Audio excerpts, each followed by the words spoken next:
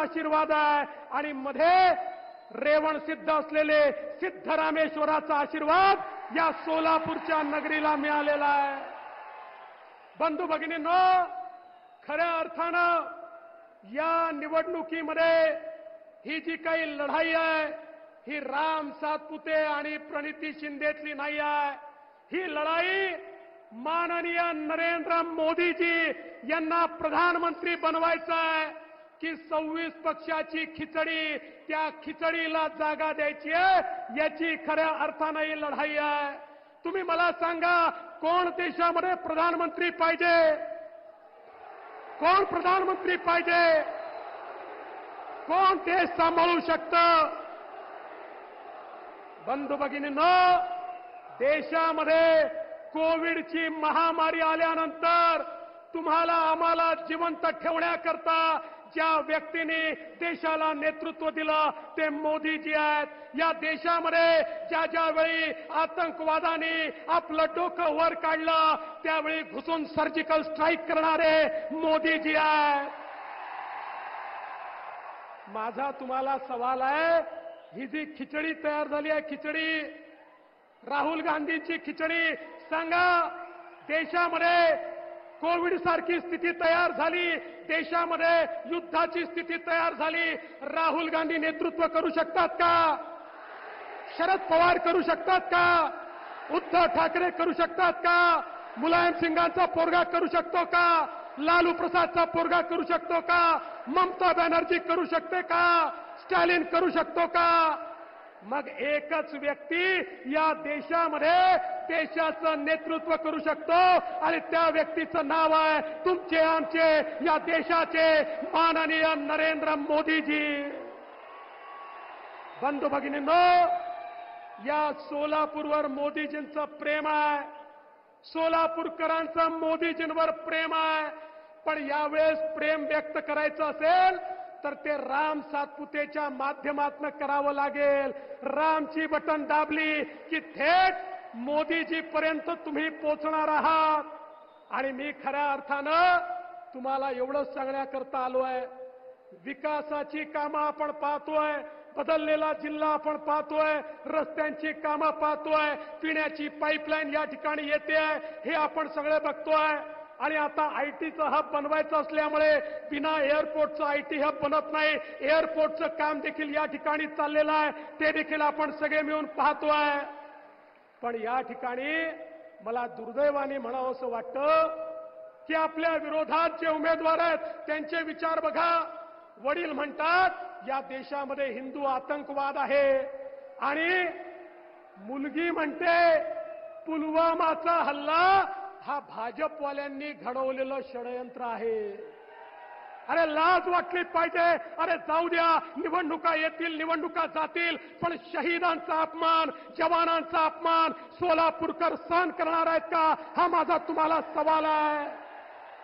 जवानांचा अपमान आणि शहीदांचा अपमान सहन होणार नाही. यांना घरचा रस्ता दाखवा आणि येत्या 7 तारखेला गरिबाचं पोर असलेला तुमचा उमेदवार, खरं म्हणजे चहावाल्या प्रधानमंत्र्यांच्या सोबत गरिबाचा पोरगा शोभतो, सोन्याचा चमचा घेतलेले सोबत नाही.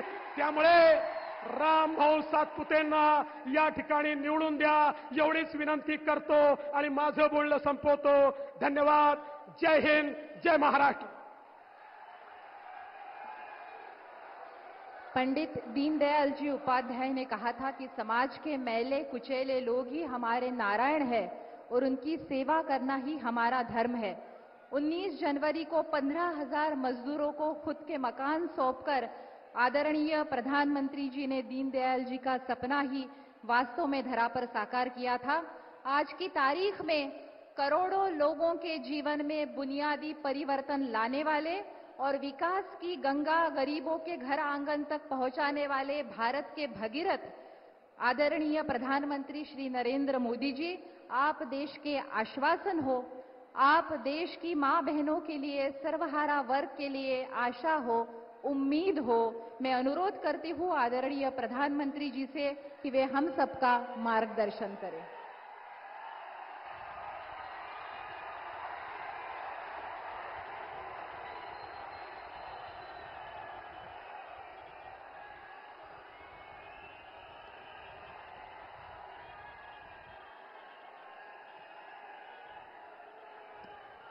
भारत माता की, भारत माता की, भारत माता की। माझ्या प्रिय सोलापूरकरांना अतिशय मनापासून नमस्कार करतो। जय जय रामकृष्ण हरी। सोलापूरचे ग्रामदैवत श्री सिद्धेश्वराच्या चरणी मी नतमस्तक होतो। भगवान विठ्ठल और जगतगुरु बसवेश्वरा की इस धरती का ये आशीर्वाद छत्रपति शिवाजी महाराज की ये धरती पर ये जन सैलाब, ये उत्साह साफ साफ बता रहा है। फिर एक बार, फिर एक बार, फिर एक बार। साथियों,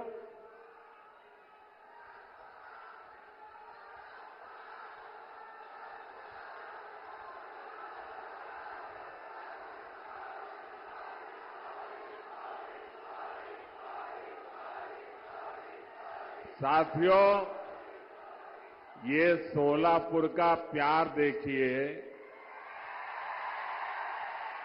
ये 2024 में मैं दूसरी बार आपके पास आया, लेकिन साथियों, जब जनवरी में आया था तब कुछ लेकर के आया था। आपके हकों को पूरा करने के लिए आया था, कुछ देने के लिए आया था। लेकिन आज मैं आपसे कुछ मांगने के लिए आया हूं।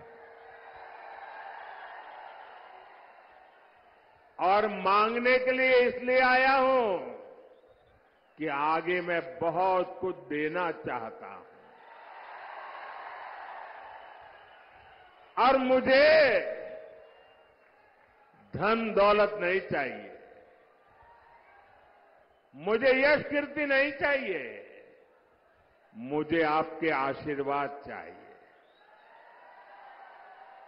और मैं आपसे आशीर्वाद मांगने के लिए आया हूं। साथियों, इस चुनाव में आप अगले 5 वर्ष के लिए विकास की गारंटी को चुनेंगे। दूसरी ओर वो लोग हैं जिन्होंने 2014 से पहले देश को भ्रष्टाचार, आतंकवाद और कुशासन के गर्त में धकेल दिया था। अपने कलंकित इतिहास के बाद भी कांग्रेस फिर से देश की सत्ता हथियाने का सपना देख रही है। इन्हें अंदाजा ही नहीं कि पहले 2 चरण के चुनाव में ही इंडी अगाड़ी का डिब्बा गोल हो चुका है। भाइयों बहनों, एक और आपका ये सेवक मोदी सर झुका करके आपके पास आता रहता है। आपने 10 साल तक मोदी को परखा है उसके एक एक कदम को देखा है, उसके एक एक शब्द को नापा है। आप मोदी को भली भांति जानते हैं। दूसरी ओर इंडी अगाड़ी में नेता के नाम पर महायुद्ध चल रहा है। अब मुझे बताइए भाई, इतना बड़ा देश जिसका नाम तय नहीं है, जिसका चेहरा पता नहीं है, क्या इतना बड़ा देश उनके हाथ में आप दे सकते हैं क्या? कोई गलती से भी दे सकता है क्या? भाइयों बहनों, ये लोग इन दिनों सत्ता हथियाने के लिए देश तो बंटवारे करते ही रहे हैं। अब एक नया फॉर्मूला लाए हैं। ये फॉर्मूला लाए हैं 5 साल में 5 पीएम, हर वर्ष 1 पीएम। वो जितना खजाना लूटना है लूटेगा, फिर दूसरे साल दूसरा पीएम, फिर वो लूट करेगा, तीसरे साल तीसरा पीएम, चौथे साल चौथा पीएम, 5वें साल 5वां पीएम। क्यों भाई? और यहां नकली शिवसेना वाले क्या कहते हैं मालूम है? ये नकली शिवसेना वाले तो कह रहे हैं कि उनके यहां तो पार्टी में पीएम पद के लिए ढेर सारे लोग हैं। और उनके एक बड़बोले नेता ने तो कह दिया, हम 1 साल में 4 पीएम बनाए तो उसमें भी क्या जाता है। आप मुझे बताइए, 5 साल 5 पीएम जैसे फॉर्मूला से इतना बड़ा देश चल सकता है क्या? जरा मन से बताइए ना, मुझे पता चले। चल सकता है क्या? कभी भी उस दिशा में हम जा सकते हैं क्या? नहीं चल सकता ना। लेकिन उन्हें अब यही एक रास्ता बचा है सत्ता हथियाने का, क्योंकि उन्हें देश नहीं चलाना है, उन्हें आपके भविष्य की चिंता नहीं है, उन्हें तो मलाई खानी है, मलाई। भाइयों और बहनों, ये हमारा महाराष्ट्र सामाजिक न्याय की धरती है। इस धरती ने ज्योतिबा फुले, सावित्रीबाई फुले, बाबा साहब आंबेडकर के रूप में ऐसी महान संतानें दी हैं जिन्होंने समाज के सबसे कमजोर वर्गों को ताकत दी, प्रेरणा दी। आपने कांग्रेस के 60 साल का शासन भी देखा है और आपने मोदी के 10 साल का सेवा काल भी देखा है। पिछले 10 वर्षों में सामाजिक न्याय के लिए जितना काम हुआ, उतना आजादी के बाद इसके पहले कभी नहीं हुआ था।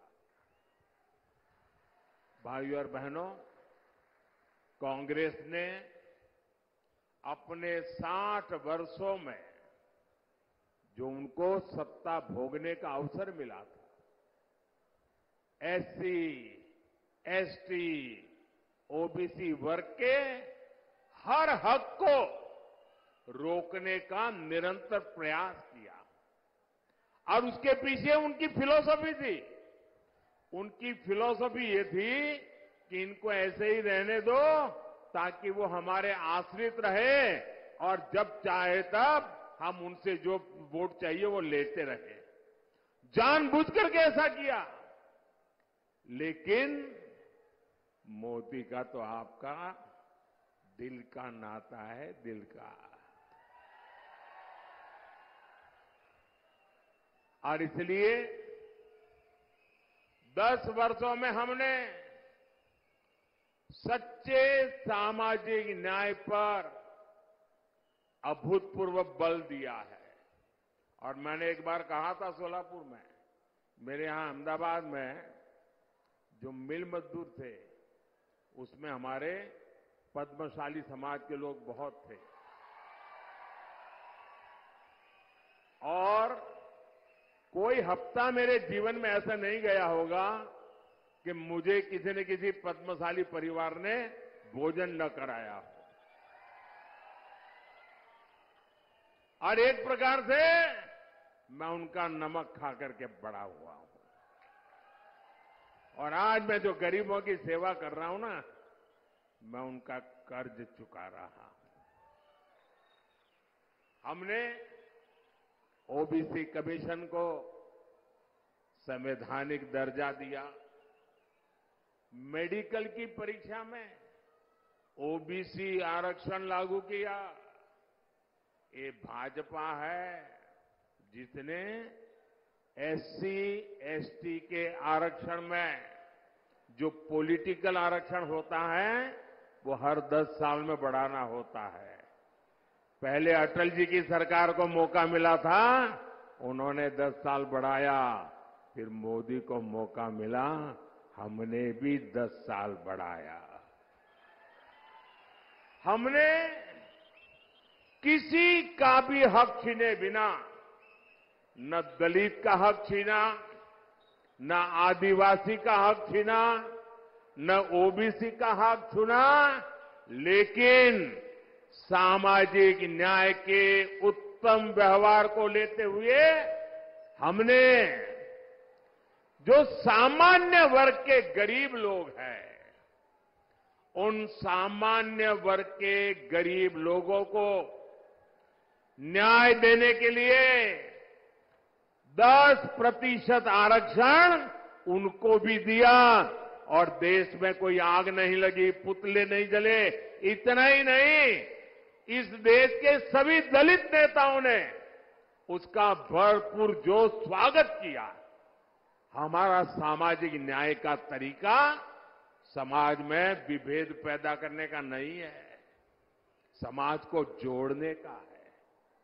आज देखिए, मेडिकल की, इंजीनियरिंग की पढ़ाई में हमने एक बड़ा क्रांतिकारी निर्णय किया है। आज कुछ लोगों को वो जरा मजाक लगती होगी, लेकिन हमने तय किया है, मुझे अब गरीब मां का बेटा भी डॉक्टर बनाना है, गरीब मां की बेटी को भी डॉक्टर बनाना है, मुझे गरीब मां के संतानों को इंजीनियर, डॉक्टर, बड़ी बड़ी पदों पर ले जाना है। लेकिन क्या हर गरीब के नसीब में इंग्लिश मीडियम में पढ़ना संभव है क्या भाई? क्या हर बच्चा इंग्लिश मीडियम में पढ़ सकता है क्या? अगर वो मराठी मीडियम में पढ़ता है तो उसका गुनाह क्या है?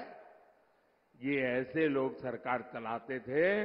अगर आप मराठी मीडियम में पढ़ते हैं तो आपके लिए भविष्य के लिए ताले लगे जाते थे।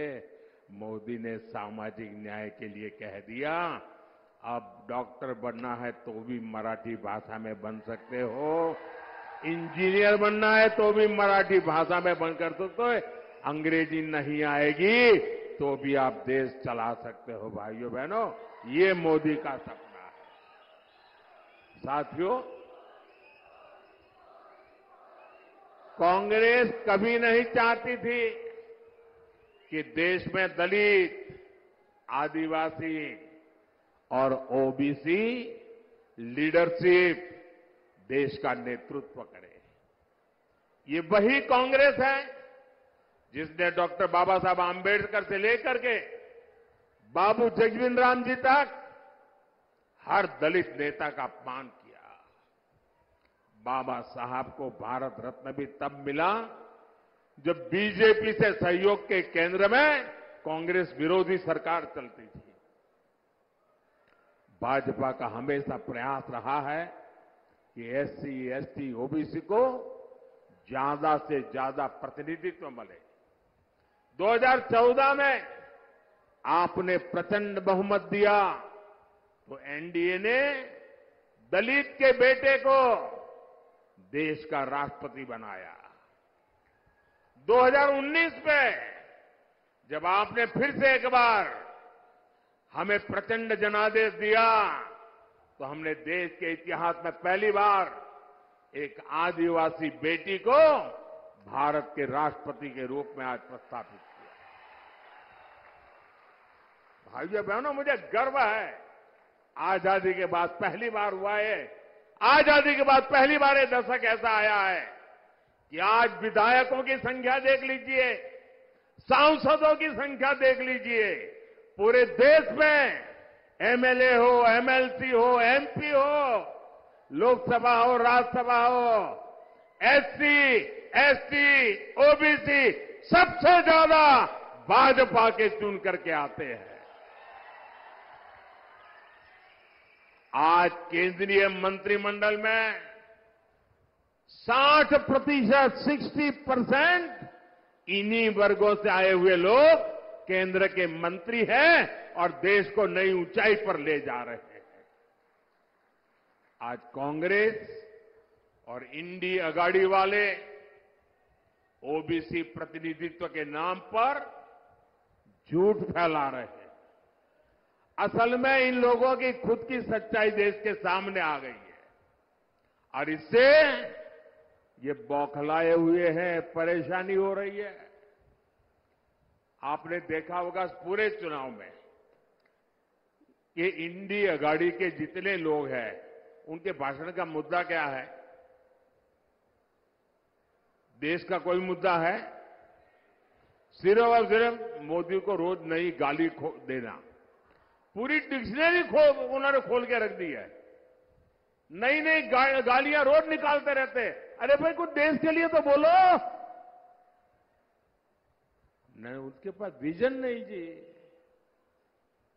हमारे पास विजन भी है और ये जीवन भी है विजन के लिए खपाने के लिए।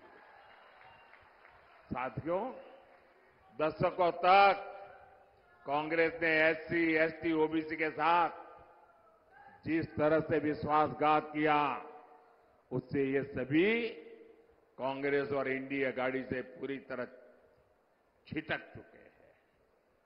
इस वजह से कांग्रेस और इंडी अगाड़ी वाले बुरी तरह बौखला गए हैं। इसलिए लोग लगातार झूठ फैला रहे हैं। संविधान बदल देंगे, आरक्षण खत्म कर देंगे। मैं पहले ही कह चुका हूं कि अगर आज खुद बाबा साहब आंबेडकर चाहे तो बाबा साहब आंबेडकर भी आरक्षण खत्म नहीं कर सकते हैं। मोदी का तो सवाल ही नहीं उठता है। और अगर हमारी सरकार की नीयत उसमें कहीं पर भी खोट होती, मेरा 5 साल का रिकॉर्ड देख लीजिए, 5 साल में भी 2019 से 2024 आज भी मोदी के पास जितने वोट चाहिए है, लेकिन ये रास्ता हमें मंजूर नहीं है। सैकड़ों सालों के साथ जिनको अन्याय हुआ, हमारे पूर्वजों ने पाप किए होंगे, मेरे लिए ये प्रायश्चित का अवसर है और इसलिए आरक्षण को जितनी ताकत मैं दे सकता हूं, मैं देने के लिए कमिटेड हूं। मैं आज देश से अधिक सीटें इसलिए मांग रहा हूं ताकि कांग्रेस और इंडी गाड़ी के लोग, जब दलित उनके हाथ से निकल गए, आदिवासी उनके हाथ से निकल गए, ओबीसी उनके हाथ से निकल गए, ये बहुत बड़ी मात्रा में विजयी होकर के बीजेपी के साथ आते हैं, तब उन्होंने तय किया है और प्रयोग भी शुरू कर दिया है। एससी, एसटी, ओबीसी के आरक्षण में लूट मारने का, और वो माइनॉरिटी को देना चाहते हैं। भाइयों बहनों, मुझे इसलिए ताकत चाहिए कि मैं कांग्रेस के आपके खिलाफ जो षड्यंत्र है उसको देश में कहीं पर भी करने न दो। कर्नाटका में उन्होंने खेल खेला है।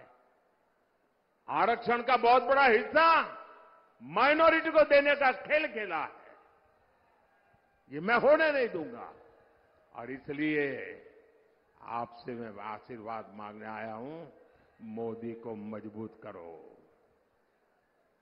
साथियों, कांग्रेस के 60 वर्षों के राज में देश में सबसे ज्यादा एससी, एसटी, ओबीसी परिवार ही, उन्हीं के सबसे ज्यादा हाल खराब रहे। आप अपने गांव में देख लीजिए, अगर गांव के बाहर झुपड़ी में रहना पड़ता है, कौन है? हमारे एससी समाज के लोग हैं। मुसीबत में जीना पड़ता है, कौन है? हमारे एसटी समाज के हैं। तकलीफों में जीना पड़ता है, कौन है? हमारे ओबीसी समाज के लोग हैं। मोदी ने इन परिवारों को ही अपनी प्राथमिकता बनाया। 10 वर्षों में गरीब कल्याण की जितनी भी योजनाएं हमने बनाई, हमारी योजना सबके लिए है, बिना भेदभाव के हैं, समाज के हर वर्ग के लिए है। और स्वाभाविक है, जो लोग 50-60 साल से पिछड़े हुए थे, उनको उसका लाभ पहले मिल रहा है। और हम तो मानते हैं, इस देश की संपत्ति का पहला अधिकार उन लोगों का है जो पंक्ति में आखिर में बैठे हुए। महात्मा गांधी भी यही कहते थे। मुफ्त राशन हो, मुफ्त इलाज हो, पक्के घर हो, शौचालय हो, बिजली हो, गैस हो, पानी हो, ये सब कुछ सबसे ज्यादा वंचित समाज को जरूरत थी, और वंचित समाज की वो आकांक्षाएं आजादी के इतने सालों के बाद आपका सेवक मोदी पूरी कर रहा है। भाई, वहां वो सज्जन तस्वीर लेके आए हैं, मैंने तस्वीर देख लिया। बैठिए, पीछे आप लोगों को परेशान कर रहे हैं। आपका मैं बहुत आभारी हूं आपके प्यार के लिए, लेकिन औरों को परेशान मत करो भाई। एससी, एसटी, ओबीसी परिवारों को इन योजनाओं से जोड़ने के लिए हमारी सरकार घर घर पहुंची है, गांव गांव पहुंची है। साथियों, कांग्रेस ने 100 से ज्यादा देश के जिलों को ही पिछड़े घोषित करके उनको अपने हाल पर छोड़ दिया था।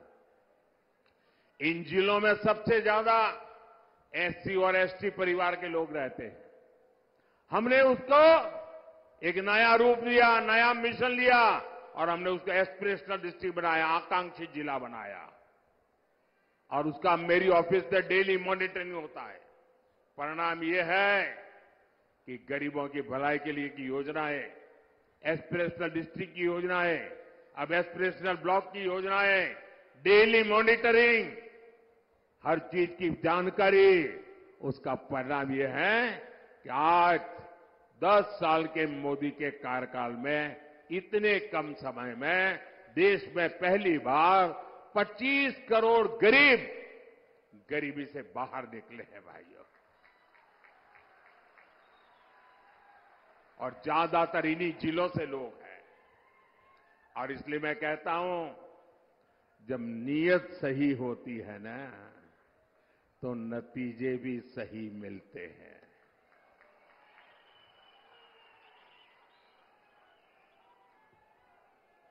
साथियों, भाजपा का सामाजिक न्याय का एक और उदाहरण वाइब्रेंट विलेज प्रोग्राम भी है। अगर मोदी की नजर कांग्रेस की तरह सिर्फ वोट बैंक पर होती, तो सीमा के जो गांव है, जिनको ये लोग आखिरी गांव कहते थे, मैं उनको सबसे पहले कहता हूं गांव। दुनिया के किसी को देश को एंट्री होना है ना, सूरज की पहली किरण भी वहीं आती है जी। और सूरज डूबता है तो आखिरी किरण भी वहीं से वो आती है। गांव के लिए वाइब्रेंट विलेज प्रोग्राम क्यों चलता है? वहां तो वोटर ही नहीं है, इन्हें वोटर है। लेकिन मेरे लिए वोटर मायने बाद में रखता है, पहले वो मेरे देश का नागरिक है। मेरे देश का 140 करोड़ नागरिक में से एक है वो मेरी सीमा का प्रहरी है। अगर मोदी की नजर कांग्रेस की तरफ सिर्फ वोट बैंक पर होती तो 24,000 करोड़ रुपए की पीएम जनमन योजना बना करके आदिवासियों में भी जो सबसे पिछड़ी जनजातियां हैं उनके लिए अलग से योजना न बनाता और उनके कल्याण के लिए काम न करता। ये वोटर ज्यादा नहीं है, संख्या कम है, लेकिन मेरे देश के आखिरी व्यक्ति को भी मैं मजबूत बनाना चाहता हूं। हमने विश्वकर्मा योजना लाए, जिनके हाथों में सामर्थ्य है, जिनकी उंगलियों में सामर्थ्य है, ऐसे देश में लाखों लोग हैं। ऐसे मेरे विश्वकर्मा साथी एससी समाज में, एसटी समाज में, ज्यादातर ओबीसी समाज है।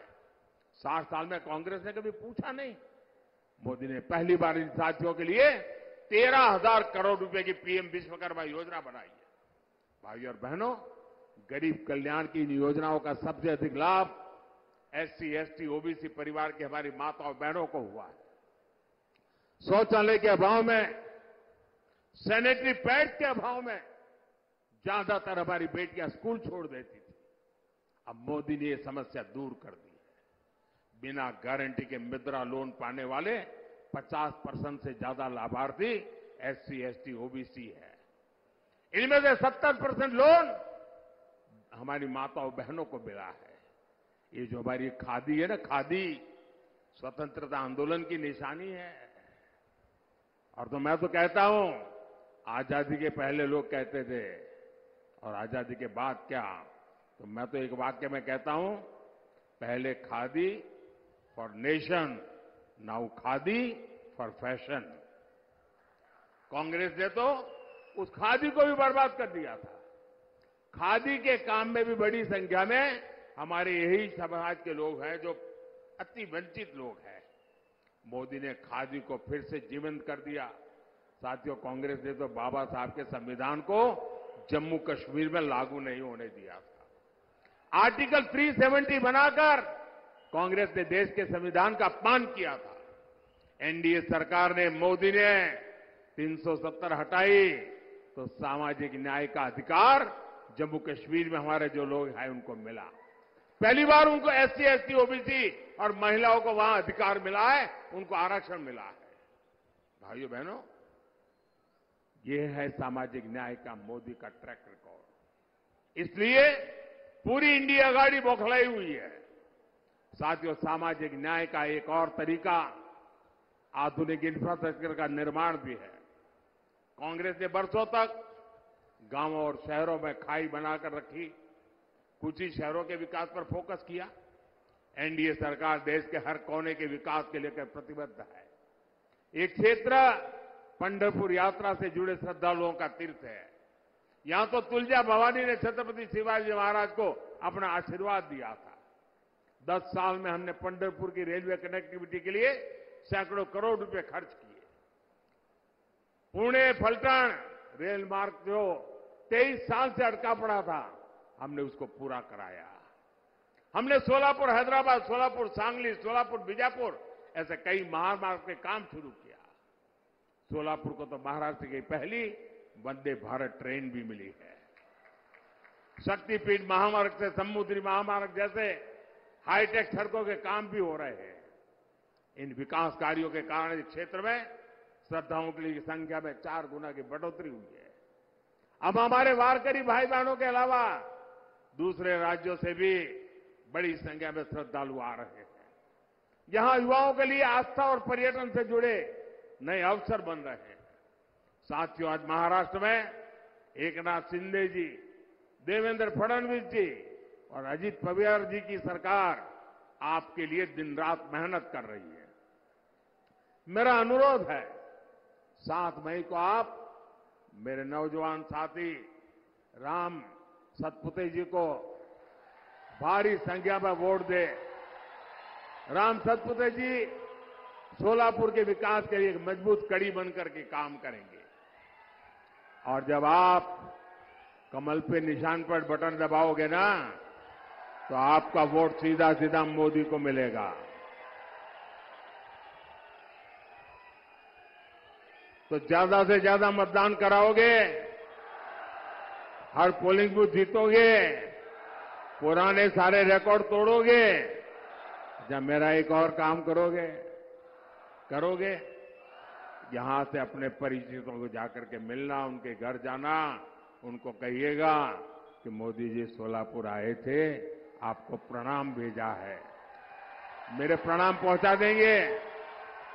मेरे साथ बोलिए भारत माता की, भारत माता की जय श्री राम, जय श्री राम।